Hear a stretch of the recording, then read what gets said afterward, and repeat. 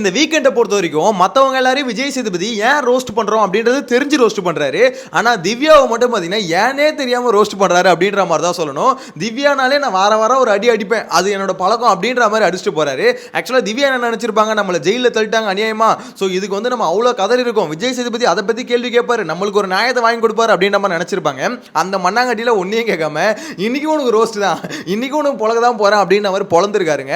அது மட்டும் இல்லாமல் கடைசியாக சேவ் பண்ணி, அதாவது எப்படி சொல்றது, லாஸ்ட் 3 பேர் இருந்தாங்களே, அதுக்கு முன்னாடி பாத்தீங்கன்னா திவ்யாவை தான் சேவிங் ஆர்டர்ல சேவ் பண்ணிருக்காரு.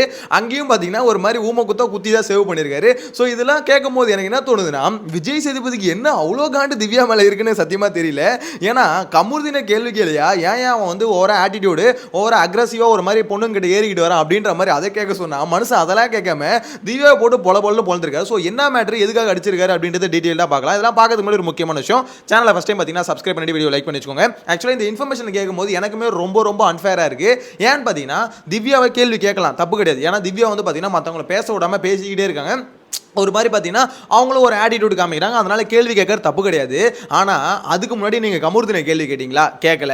சரி ஓகே, திவ்யாவை ஜெயிலுக்கு அமிச்சாங்களே, திவ்யாவுக்கு முன்னாடியே எஃப்ஜே ஜெயிலேருந்து வெளியே வந்துட்டானே, அந்த ஓட்டிங் ப்ராசஸில் ஒரு அநியாயமாக ஒரு விஷயம் பண்ணிட்டு இருந்தாங்களே, அதை கேள்வி கேட்டிங்களா? கேட்கல. அதாவது எதாவது தான் கேட்கணுமோ அதெல்லாம் விட்டுருவார், ஆனால் அவருக்கு எதாவது கேட்கணுமோ அதை மட்டும் கேட்டுருவார் அப்படின்ற மாதிரி தான் விஜய் சேதுபதி கேட்குறாரு. டோட்டலாக விஜய் சேதுபதியை பார்க்கும்போது இப்போ ரீசெண்ட் டைமில் ரொம்ப பயாஸ்டாக ஒரு விஷயத்தை பண்ணுற மாதிரி தெரியுதுங்க.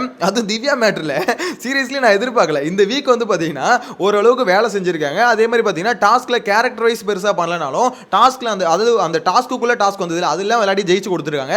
அப்படிப்பட்ட ஒருத்தவங்களை தூக்கி ஜெயிலில் போட்டாங்க. சரி, அதுக்காவது ஒரு நியாயம் வாங்கி கொடுப்பாரு, அதெல்லாம் கேட்கல. அவர் ஒரே ஒரு விஷயத்தை கேட்டது என்னன்னா, இந்த பக்கிட்டி மேட்டரை எடுத்துக்கிட்டு ஒரு நாள் ஃபுல்லாக கேட்டுட்டு இருந்தாரே தவிர, அதை தவிர எவ்வளோ விஷயம் நடந்திருக்கு, எவ்வளோ விஷயம் அன்ஃபேராக நடந்திருக்கு, இதெல்லாம் அந்த மனுஷன் ஒன்றுமே கேட்கலங்க.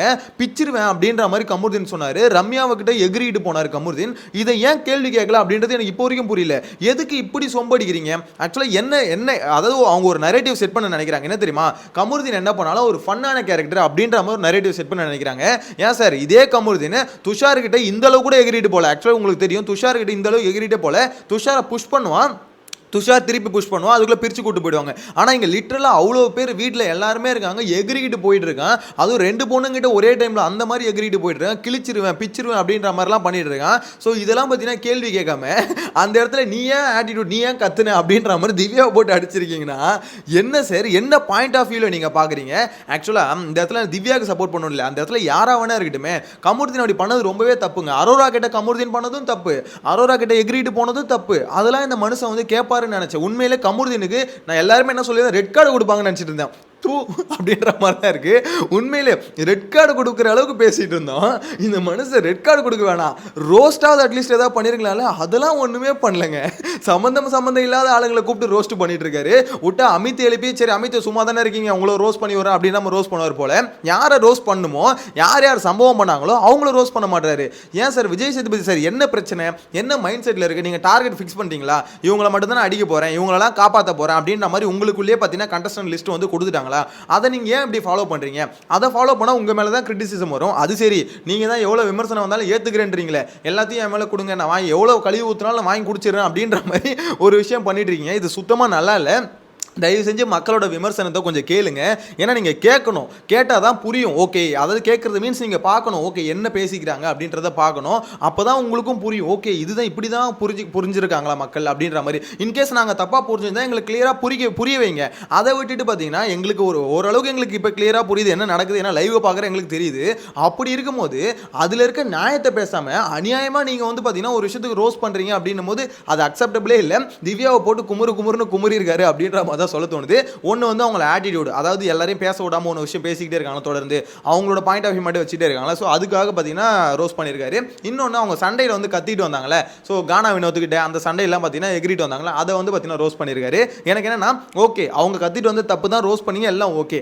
அதே மாதிரி எல்லாருக்கிட்டையும் ஏன் சார் ஈவனாக நடக்க மாட்டீங்க? உண்மையிலே நான் எக்ஸ்பெக்ட் பண்ணவே இல்லைங்க. சீரியஸ்லி நான் நினைச்சது கமுர்தீனுக்கு ரெட் கார்டு கொடுப்பாங்கன்ற அளவுக்கு யோசிச்சேன். ஏன்னா கமுர்தீன் வந்து பார்த்தீங்கன்னா பசங்கிட்ட சண்டை போகிறது வேற, பொண்ணுங்கிட்ட சண்டை போகிறது வேற.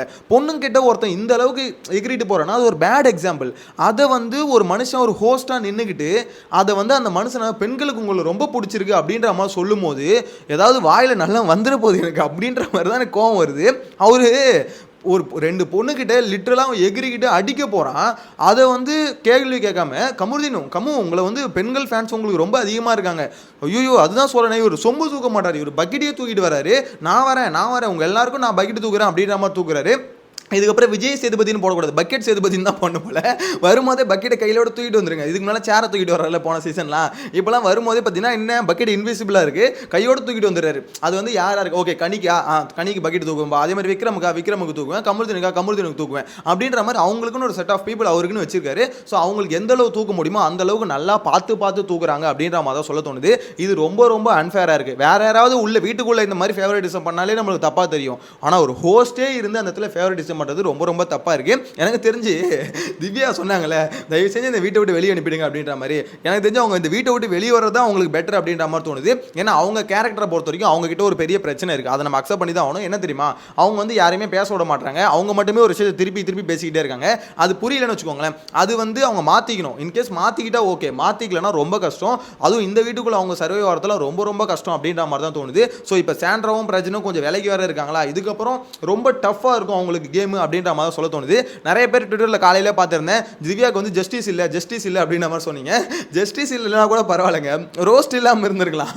நீங்கள் அவருக்கு வந்து நியாயம் கிடைக்கல அப்படின்னு சொல்கிறது ஓகே, உங்களுக்கு ஆதங்கத்தை சொல்கிறீங்க.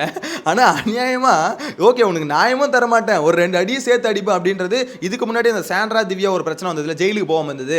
அந்த பிரச்சனையில் சாண்ட்ரா தான் மையப்புள்ளி. ஓகேங்களா, ஜெயிலுக்கு போக மாட்டேன், அதை பண்ண மாட்டேன், இதை பண்ண மாட்டேன்னு. திவ்யா சைடு கிக்கு தான், ஓகேங்களா, கைக்கூலி தான். ஸோ அப்படி இருக்கும்போது என்ன பண்ணிட்டாரு, சாண்ட்ராவை சேஃப் கார்ட் பண்ணிட்டு திவ்யாவை போட்டு பொழந்தார். அதெல்லாம் எனக்கு பார்க்கும்போது எனக்கு அப்பயே எல்லாருக்குமே தோணுச்சு, என்னடா இந்த மனுஷன் சாண்ட்ராவை திட்ட வேண்டிய இடத்துல திவ்யாவை திட்டிட்டு இருக்காரு. சரி திவ்யாவை திட்டு பிரச்சனை இல்லை, அதில் ஒரு 2 திட்டு திவ்யாவுக்கு வக்கு இல்லையா அப்படின்லாம் கேள்வி கேட்குறாரு. ஆனால் சாண்ட்ராவை பார்த்து இந்த மனுஷன் ஒன்றுமே கேட்க மாட்டாரு. என்ன இது, அதாவது இப்போ ஃப்ரெண்டோட ஒய்ஃப்னா அப்படியே விட்டுருவாரா அப்படின்ற மாதிரி அப்பயே எல்லாருமே கிரிட்டிசிசம் பண்ணியிருந்தாங்க. விஜய் சேதுபதியை கேள்வி மேலே கேள்வி கேட்டுட்டு இருந்தாங்க. ஆனால் இப்போ இந்த சம்பவத்தை பார்க்கும்போது ஆக்சுவலாக சாண்ட்ராக்காக திவ்யாவை திட்டல போல, அவருக்கு உண்மையிலே பர்சனலாக திவ்யாவை திட்டணும்னு இருந்திருக்கு போல. ஏன்னா இன்னைக்கும், அதாவது இன்னைக்கு சாண்ட்ரா இல்லை பக்கத்தில், ஓகேங்களா, சாண்ட்ராக்கு இந்த சம்பவத்துக்கு சம்மந்தம் இல்லை. ஸோ இந்த சம்பவத்தை பொறுத்த வரைக்கும் பார்த்தீங்கன்னா திவ்யா தான் அவங்க வந்து கத்துனாங்க அப்படின்ற மாதிரி அவர் ரோஸ் பண்ணுறாருன்னு வச்சுக்கோங்களேன். ஸோ அப்படி இருக்கும்போது இதில் பார்க்கும்போது எனக்கு ஒன்று மட்டும் கிளியராக தெரியுது, விஜய் சேதுபதிக்கு திவ்யாவை சுத்தமாக பிடிக்கல. நான் இருக்கிற வரைக்கும் ஒன்று அடிப்பேன், ஒவ்வொரு வீக்கெண்டும் பார்த்தீங்கன்னா நீ ஒன்று பேசலைன்னா ஏன் பேசலைன்னு அடிப்பேன், பேசுனா ஏன் பேசணும்னு அடிப்பேன், கத்துனா ஏன் கத்துனு அடிப்பேன், கத்தலைனா ஏன் கத்தலைன்னு அடிப்பேன். ஸோ ஒன்று அதாவது வீக்லி ஒரு அடி ஒன்று அடிச்சு தான் போவேன் அப்படின்ற மாதிரி டிசைட் பண்ணிட்டுக்கிறாரு. அதே மாதிரி திவ்யா கிட்ட ஒரு பெரிய நெகட்டிவ் என்ன தெரியுமா, வீக்கெண்டில் அவங்களால பேச முடியல, பேச தெரில. ஏன்னா எந்த ஒரு பிளேயராக இருந்தாலுமே வீக்கெண்டில் பேசணும். இது விஜய் பார்வதி பார்த்தீங்களா, அவங்க பக்கம் நியாயமே இல்லைனா கூட சரி காலவரி எடுத்து அப்படியே டீட்டெயில்டாக பேசுவாங்க. அது வந்து ஒரு டேலண்ட். அந்த டேலண்ட் திவ்யாவோட சுத்தமாக இல்லை.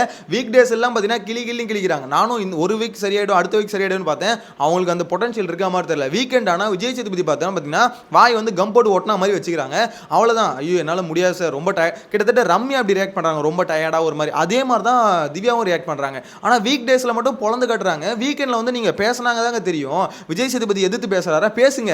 நேற்று ரம்யா பேசுனாங்களா, அது மாதிரி பேசுங்க. சும்மா அழுதுகிட்டு நான் வீட்டை விட்டு வெளியே போகிறேன்னு சொல்கிறதுக்கு விஜய் சேதுபதி திட்டிட்டு வீடியோ வெளிப்படுங்க. ரம்யா நேற்று பண்ணாங்களா, சார் நான் வெளியே போகிறேன், என்ன ஓவராக பேசுறீங்க, இது மாதிரிலாம் இந்த மாதிரிலாம் பேச்சு கேட்க முடியாது, நான் வீட்டுக்கு போகிறேன் என்னை விட்டுருங்க அப்படின்னு பேசுனாங்களே, அந்த மாதிரி பேசிட்டு வெளியே போயிடுங்க. ரம்யா மாதிரி திருப்பி உள்ளே வராதிங்க அசிங்கமா, அந்த மாதிரி பேசிட்டு வெளியே போயிடுங்க. ஏன்னா சும்மா எப்படி இருந்தாலும் வீக் டேஸில் நீங்கள் அழுது புரண்டு பிக் பாஸ்ல போய் என்ன வெளியே விடுங்க அப்படின்ற மாதிரி கெஞ்சி குத்தறி அப்படி போகிறதுக்கு இப்படி போனால் கொஞ்சம் மாசாவது இருக்கும் அப்படின்ற மாதிரி என்ன பொறுத்த வரைக்கும் சொல்ல தோணுது. எனிவேஸ் உங்களோட கதை மறக்காம கமெண்ட்ல மென்ஷன் பண்ணுங்க. நெக்ஸ்ட் வீடியோல மீட் பண்ணலாம். Bye by.